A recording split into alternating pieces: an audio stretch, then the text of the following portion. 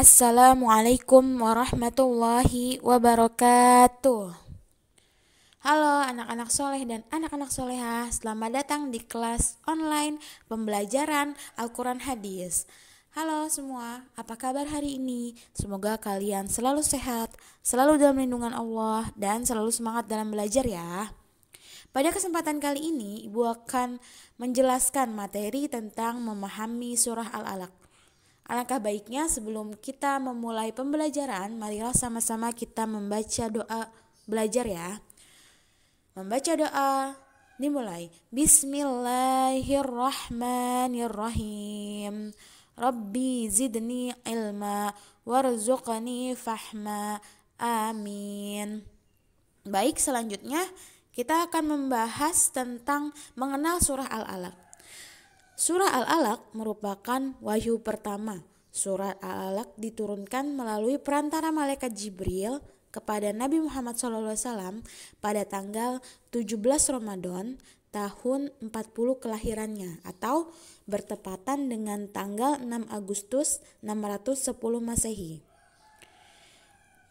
Ketika Nabi sedang berhalwat di Gua Hiro.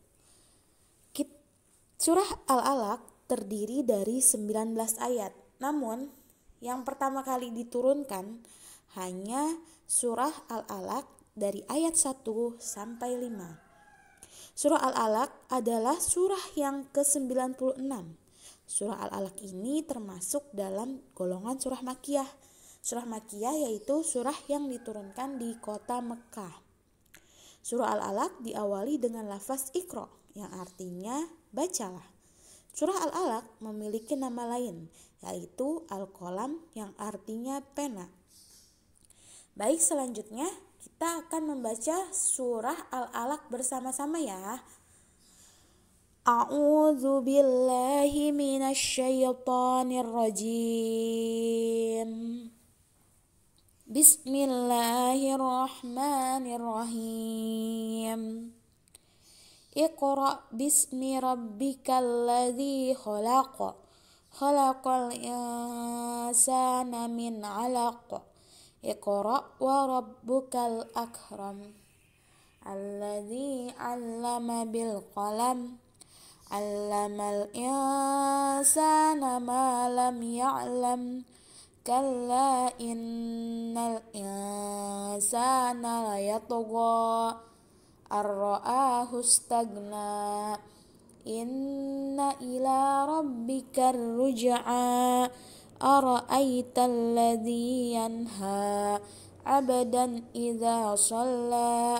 Ara'aita in kana 'alal huda aw amara bit taqwa. Ara'aita in kadzdzaba wa tawalla. Alam ya'lam bi anna Allaha yara. Kalla la illam yantahi lanasfa'an bin nasiyah. Nasiyatin kadzibatin khati'ah.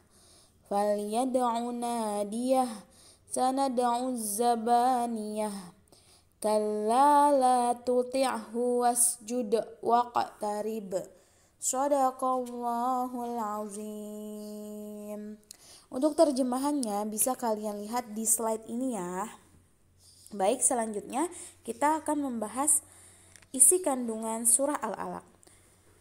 Selanjutnya di ayat pertama Allah memulai dengan kata perintah yaitu lafaz Iqra yang artinya adalah bacalah.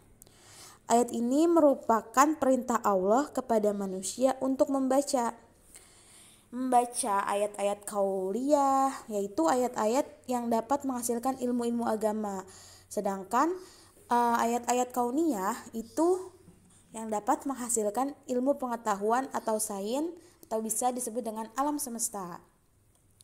Dari hasil membaca ini juga akan menghasilkan keimanan yang kuat terhadap Tuhan yang telah menciptakannya. Pada ayat kedua di sini Allah menjelaskan tentang asal penciptaan manusia. Manusia itu berasal dari segumpal darah atau segumpal daging. Oleh karena itu tidaklah pantas manusia menyombongkan diri di dunia. Selanjutnya di ayat ketiga sampai ayat kelima. Di sini Allah menjelaskan bahwa Allah itu Maha Pemurah kepada seluruh makhluknya, sehingga Allah memberi pengetahuan melalui kolam.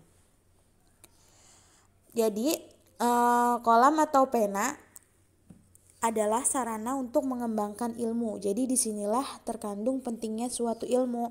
Ayat ke-6 sampai ayat ke-8 menjelaskan bahwa manusia telah melampaui batas karena manusia menganggap dirinya serba cukup atau bisa mencukupi dirinya tanpa bantuan yang lain. Bisa dikatakan di sini manusia itu sombong seperti itu. Pada ayat ke-9 sampai ke-18 di sini menjelaskan tentang orang yang menghalang-halangi seseorang hamba untuk beribadah kepada Allah Subhanahu wa taala. Ini adalah perbuatan orang yang durhaka dan dusta.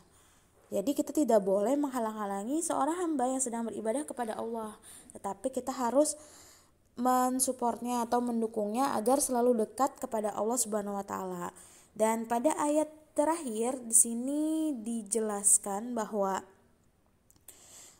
ayat ini berisi anjuran agar kita tidak mematuhi orang yang telah durhaka kepada Allah Subhanahu wa taala. Seperti contohnya di sini Abu Jahal. Abu Jahal adalah orang yang telah mendustakan ajaran yang dibawa oleh Allah Subhanahu wa taala dan tidak